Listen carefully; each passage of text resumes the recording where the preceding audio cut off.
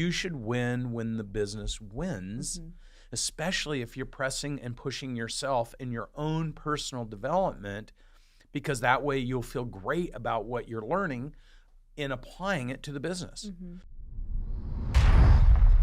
People think and hire too small every employee that they're trying to hire. And the first thing I'm going to say is hire for the $20 million company. Is this your first tip? This is tip number one. Tip number one. Tippity number bigger. one.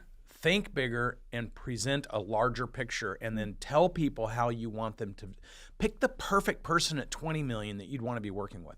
What would be the things that you'd want them to do? And then work backwards, find a mentor, find somebody who's done it, and put that plan together, because then you're hiring big. You're painting a picture of something big, because if you're going to sit with somebody and do what we talked about at the beginning of the show, their personal, professional, financial goals, painting this bigger picture with a whole bunch of, here's what I need you to do today at the highest impact possible. Here's how I need you to do it, but here's all the things I'm going to want you to go learn and do. That's expanding the mindset of the person you're interviewing as well. And if somebody's sitting there going, I don't really want to do that, and I don't want to do this, don't be caught off guard. People hire someone, and then 3 years later, like, I've got the wrong person because they won't do these things. And if you talk to the employees, like we've interviewed thousands of employees, they'll say, they never told me they wanted to do those things. Had they told me that, I would have never taken the job. Well, I also want to caveat what you're saying. You're saying, okay, I need to hire somebody that's capable of doing essentially 10 times more than what their job description or their pay is. Well, they have to have the mindset. Exactly. So that's when we were in this course this last week, somebody said, well, it's kind of the chicken before the egg, because do you pay more for better experience, better employees, and then have them train and do these things, or do you pay less but then train them, but then you have to be the one that really is hands-on with it?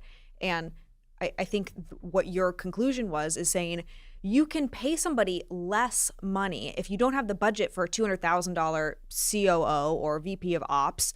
You can pay somebody less, but then you have to be able to so clearly articulate as the business owner where you're taking them, how you're going to grow and develop them, and how they can make not only that 200,000 mark, but when the business is 10 times what it is, you've shown them the picture for blowing their minds with more than what they ever thought their income goals would be and what would be possible. And you're setting expectations. So do I want to talk about the $20,000 I'm going to pay you this year because we're just starting? Right. Or do I want to talk about the $20,000 that can grow to $200,000, and here's what I would like the perfect person to look like in 10 years? And the more I keep talking about that, the more I'm setting expectations with you.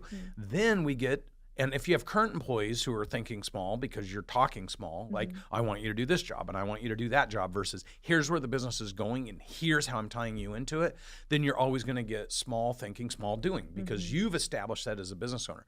So now let's get to the point of aligning individual interests with the business objectives. Yes.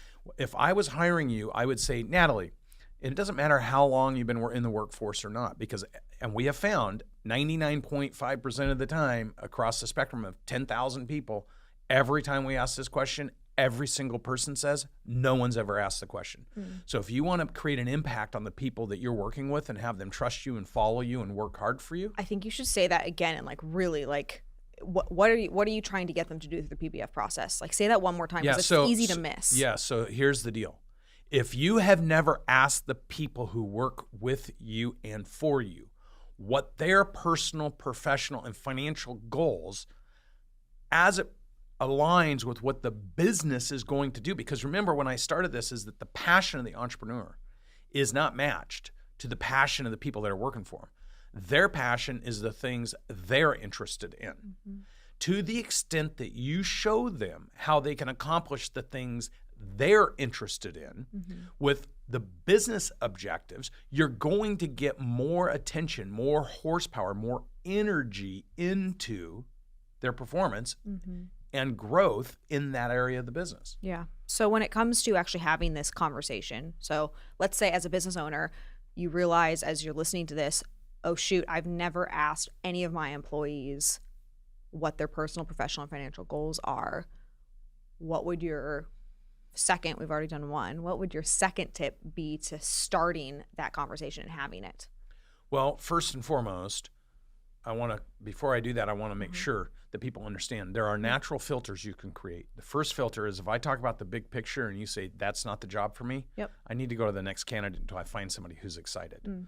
But if I find a candidate who says, you know what, I would love the job as it is today, and I am willing to do these things over the next 5 years to grow into a bigger position, and I'm excited to do that.